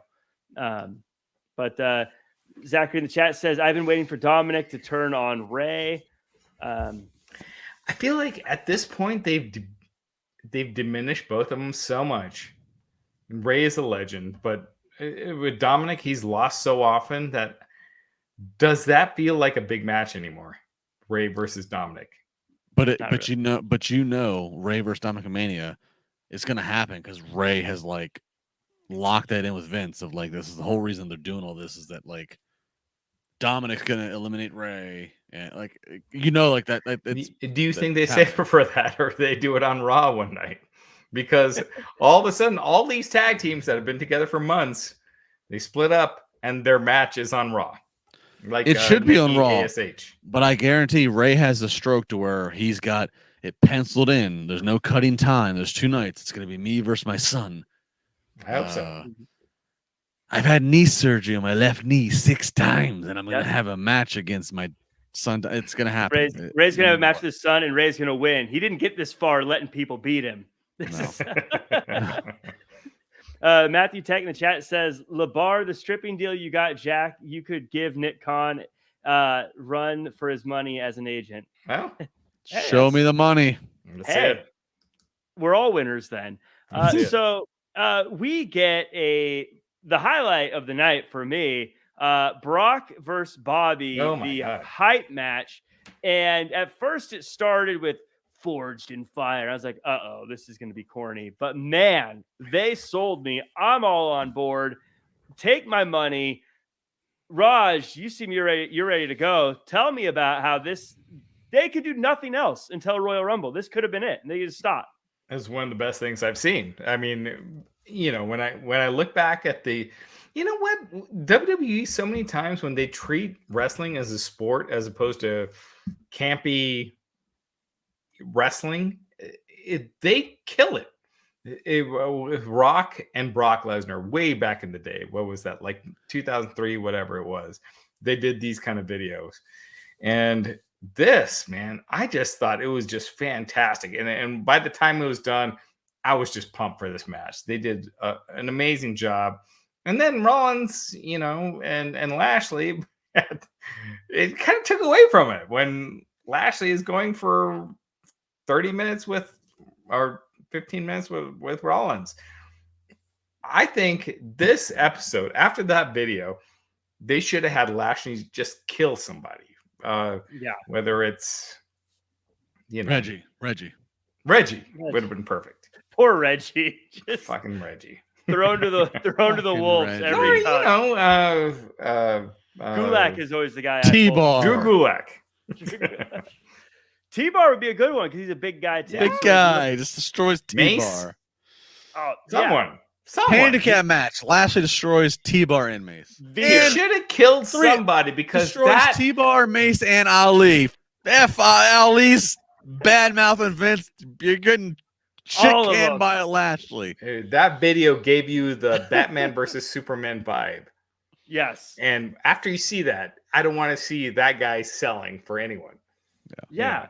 I mean, I understand why you can't do it with the arena, but as a viewer, they should have ended the show with that. Yeah, it was amazing. It's look, for all the ups and downs WWE has and our critique as wrestling media, their production has never faulted. If they want to put together a production piece, a hype video, a story, they can tell stories in the editing room, and this was another one. So this was great. This really, this is the type of thing, Lashley versus Lesnar is not the number one attraction of Rumble. The Rumble match is the number one attraction. But if Lashley versus Lesnar was your number one pay-per-view draw, this is the thing that you run that makes you buy a pay-per-view when we're buying pay-per-views before Peacock. This premium makes live event. Yeah, this is it. This does it. This tells it the story. It was there. Yeah, and what I liked about it too is you could show it to anybody, by the way, and I think it works. Like if I showed it to my non-wrestling friend and said, "Hey, do you want to watch this match?" You go, "Yeah, these guys look like they're going to kill each other." Matthew Tech in the chat says, "Bobby going the distance with Seth made no sense." We'll talk about that in just a second. We got two Canadian, only $1.60 US. Come on, Matthew. What is this? We need $30. $30. Show me the money, Matthew. Canadian money. If you give us $30, not only will you get your comment read on the air, but nice things will be. But Jack Farmer will strip down and he'll cook he will cook a HelloFresh meal for you in your house. HelloFresh cooking in a while we paint your life. While he paints your life. So we got two very important segments after this. By the way, this is the worst part for me is they follow this amazing video package with The Miz letting us know that Maurice's birthday party is next week. And Alexa Bliss talking about Lily. I thought this was the worst follow-up to this hype video you could have ever done. And I don't mean that. It's just the two silly things right after this very serious thing. They had a chance to escape from this Alexa Bliss thing. They could have gone back and restarted, and they're doubling down, keeping her in the Bray Wyatt sequel. I've got a prediction, but first, before I give a prediction on Alexa Bliss, Raj, are you getting Maurice anything for her birthday? It's next week. Of course. Yeah. Okay, go ahead. Go ahead. My prediction with Alexa Bliss here, you guys are going to hate this. I think the doctor's imaginary. I think that's what's in her head. We're going to find out she's not seeing a doctor.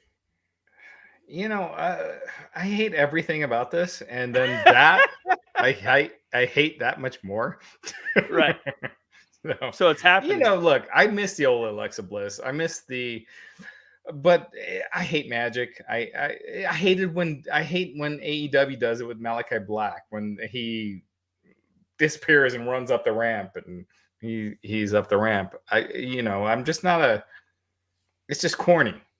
And I was hoping that with Alexa Bliss, with the time she had off, they could bring her back to her normal character, but it's not happening.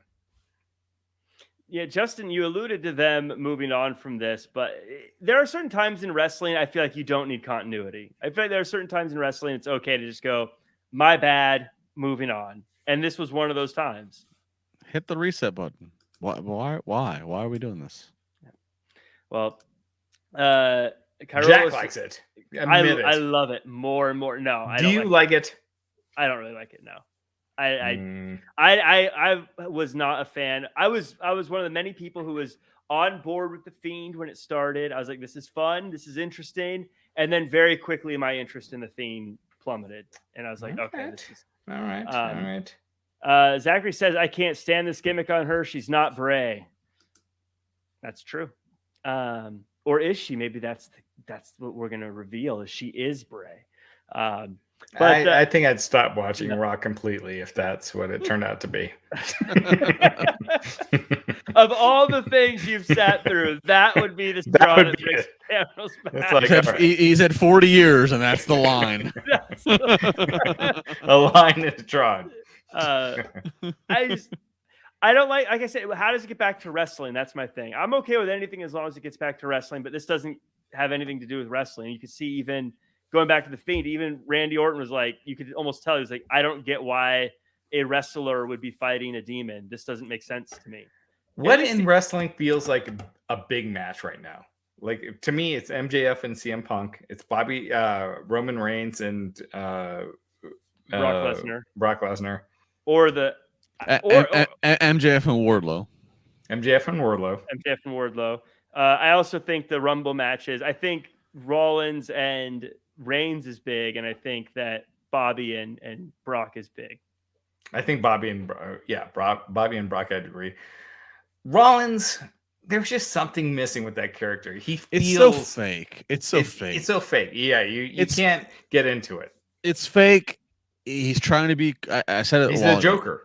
Yeah, I said he's this Heath Ledger, Joaquin Phoenix Joker. That's fake, and I hate to be this way because I hate the situation. He got tackled to the ground by a fan, and he's supposed to be this tough guy but he just doesn't. He doesn't feel at all. He's not Brock or Roman. No. Yeah. Or Lashley. He's pretending to be a tough, weird, bad guy. And there is that thing, when you think about it, like wrestling is scripted fighting. And if you don't come across as a tough guy, at some point, you're not, He's not. You're not going to be taken seriously. I like Marco Stunt. He's never going to be taken seriously as a tough guy. Yeah, Seth Rollins is not he does not come off as a tough guy. Another one, Zachary in the chat says Mercedes Martinez versus Thunder Rosa. I think that's going to be a good match, but Mercedes is too new still to AEW. I don't think it feels big yet. Yeah, personally, it'll be a good match. I just don't think it'll be good. It's too. The debuting person can't be the big matchup in this case. I don't think. But let's wrap this up. Bobby Lashley, Seth Rollins. They have a match. I thought it was a good one, but of course, as is the case with a lot of Raw main events, it goes for a while, and then Hurt Business comes out and attacks Lashley, and the Usos come out and attack Rollins, so we don't get a winner.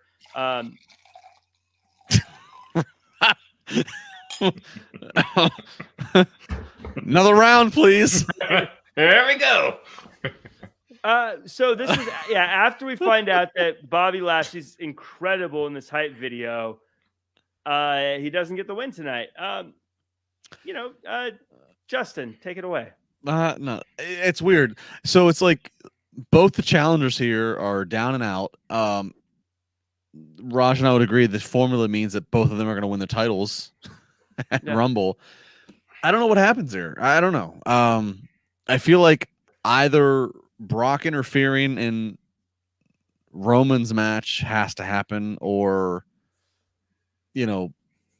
Roman interfering and there has to be interference here, but I don't know what's happening. Both challengers are down, so it seems like Seth and or Bobby are going to win the title at Rumble. So I mean, I guess I'm intrigued. This main event really didn't do anything for me. I mean, while I appreciate the have both challengers face off, this is not going to hold the third hour audience. This third hour is going to be the lowest of the three, as it always is now. So we'll see. But I am. There's a lot of puzzles that I'm trying to piece together for what the Rumble booking is in the world title picture across the board. I worry it feels like they're getting us used to Hurt Business getting involved so that they can have a non-finish at Royal Rumble or a interference situation at Royal Rumble. I feel like they have no idea what they're doing with the Hurt Business. They just needed a way out. I thought this sucked. Again, I think you showed that video and it was Superman versus Superman or Superman versus Batman. And then Lashley selling for 10 minutes. I mean, he looked good, but I think he should have just destroyed somebody, whether it's whoever. You could pick Drew Gulak or and not even that, but you could choose Reggie or whoever. But it should have been a Superman versus Superman kind of thing ending the night. But whatever. That being said, this Raw is going to get destroyed by the NFL. I don't know if it's going to be the lowest because it was a blowout with the NFL game. But I brought up something a little controversial the other night. Oh. I don't know if I should bring it up. Should Raw move to Tuesdays? You already have 5 months of the year where your rating is hurt by Raw. I mean, by Monday Night Football. And then each year you lose a couple 100,000 people from the start of football season to the end. But I'd make an argument that for almost 30 years, people are conditioned that on Monday night there is wrestling. Yeah, but that'd be the one thing. But SmackDown was on Tuesday nights, and they were doing the same amount of viewers. They were doing 2 million. I will say too, to your point, Raj, people were used to calling it the WWF, but we got past it. Yeah. So I don't know. Maybe long term it wouldn't be a bad idea to move to Tuesday. But to Justin's point, it is stubborn pride. He's not going. It is that day though. He's not going to move off Monday. This is all until Vince is not running the company. Once Vince is gone and it's all different, whether it's sold or whatever, anything's possible. But as long as Vince is in control, it's not moving off Mondays. Mm-hmm. Well, we have a super chat, and it is Lashley versus Seth was a no-win situation. Neither one could afford to lose since they're both number one contenders. Should have just had them in separate segments. That's what I would have thought personally. But sounds like you guys are kind of in that boat too. Put that out there. You can't. I knew as soon as that match was announced, I threw it out there on social media, that there was going to be no winner. It's going to be a non-finish. So it's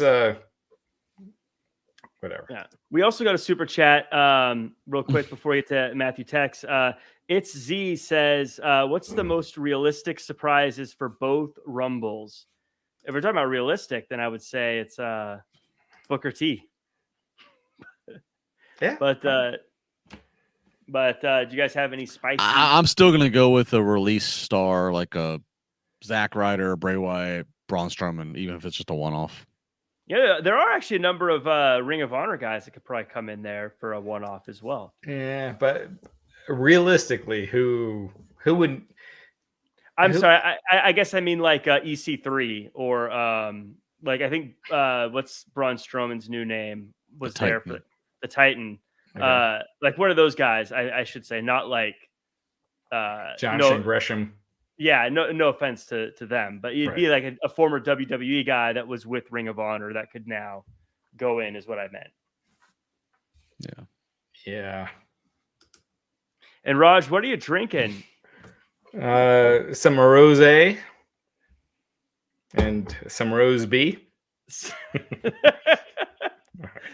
All right. Okay. That's it. That's it. All right. We're done. Guys, we talked about how long Raw is, yet here we are. We're almost on hour 3 ourselves. I know. I think that does it for us. Any other final thoughts or comments before we hang it up? No. All right. Well, thanks everyone. I will say this one thing. God. One thing. This is the most interesting part of the wrestling season we're getting into. So, you know, after football season, into the Rumble, into WrestleMania. So this is one of the more interesting Rumbles. Like you said earlier, I have no idea. I can't pick it all. Any guess I have, I would guess tentatively. It's not like that year Randy Orton won where it was like, yeah, he's going to win the Royal Rumble, or Drew McIntyre where you're pretty sure. Like I have, right. You say Big E, and I think maybe, sure. Yeah. But he wasn't even on the show tonight. It's going to make our post-Rumble podcast very entertaining. Let's do it. All right. So, well, thank you, everyone. We'll do a group Jack, you have to drink then. We'll do a group toast to everybody. Okay. I'll bring some chocolate milk. All right. Well, that does it for us. You guys make sure to check out the NXT after show tomorrow right here on Wrestling Inc., as well as all the other Wrestling Inc. Shows, and follow Wrestling Inc. on social media. That does it for us. We'll see you guys tomorrow.